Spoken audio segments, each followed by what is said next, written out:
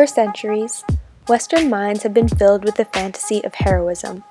North American society has been able to build government, religion, and culture on this savior complex. Even though literary characters, biblical personas, and political figureheads positively represent it, it is far from reality. Heroism has proved to cause more harm than good in history, specifically between the United States and the Democratic Republic of the Congo, when the Belgian state was led from colonialism to catastrophe. If we look from 1885 to 1908, we're talking about personal rule, enslavement.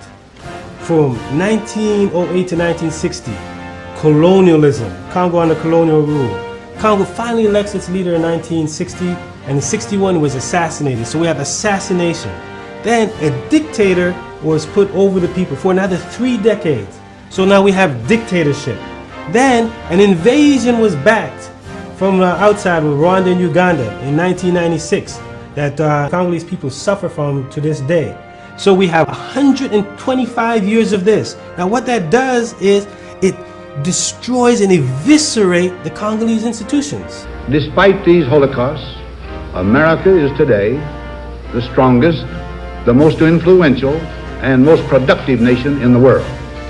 Throughout America's adventure in free government, our basic purposes have been to keep the peace, to foster progress in human achievement, and to enhance liberty, dignity, and integrity among peoples and among nations. To strive for less would be unworthy of a free and religious people. The USA, in this case, is unable to admit to the faults within their system. The government intervened with heroic intentions, but immediately retreated when chaos erupted. A misrepresentation of a hero. Barbara Kingsolver used the Poisonwood Bible to show the consequences of intervention into another culture. The story is told through the eyes of an American mother and her 4 children, brought to the Congo in 1959 by their Baptist minister father. Their religious and cultural interference is representative of the interference of the United States. A Poisonwood Bible is a political allegory, used to demonstrate the Western ideology of heroism, portrayed through the 5 narrators. Rachel Price references the internal American conflict, religious altruism and heroism versus objectivism and egoism. This is shown through a 15-year-old white Christian girl, unable to detach herself from the American way of life. She shows her love for material possession in the quote, Rachel muttered as her beloved toiletry items got pitched out of the suitcase one by one. Materialism is a constant struggle for the Price family, encouraged by a system that keeps the first world wealthy. Living in the States has tainted Rachel's perception of the third world, as she says, they seem to think we are Santa Claus, the way the children come around begging us for food and things every single day. Clearly, as an American, Rachel views herself in a position of power. In the 1950s, systematic racism was ingrained into American culture, as segregation and discrimination against African American people were prevalent. Rachel makes this clear through the passage, we aren't all that accustomed to African race to begin with, since back home they just keep to their own parts of town. The danger of immersing racism into the very culture that it oppresses seems clear, just as immersing the United States into Congolese affairs should have been clear. At the time, the US was already faced with its own broken system, making it inappropriate to intervene. Kingsolver uses the voice of Rachel Price in order to convey this message to her readers. The 14-year-old twins, Ada and Leah Price, each represent the bindings of Americanized religion. Their father, Nathan Price, initiated their mission to the Congo in order to bring Christian salvation. He tended to favor his religion over the well-being of his family. In the 1950s, the societal norm of sexism was largely a product of Christianity. Nathan Price shows his interpretation in the quote, he often views himself as the captain of a sinking mess of female minds. Both of the twins felt the repercussions of their father's religion, and were able to transform their own faiths throughout their adult lives. Leah converted her love for religion into romantic love. The sexism towards her led Leah to feel unworthy, spending her life catering towards men.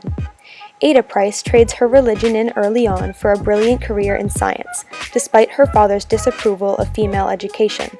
The words of Nathan Price left repercussions, just as the United States left repercussions on the Congolese. While the girls were able to positively transform the outcome, the Congo was left war-torn. Ruth Mae Price represents the racist pollution of an innocent mind. Her rapid deterioration of health is a portrayal of the rapid deterioration of the Congo after becoming independent.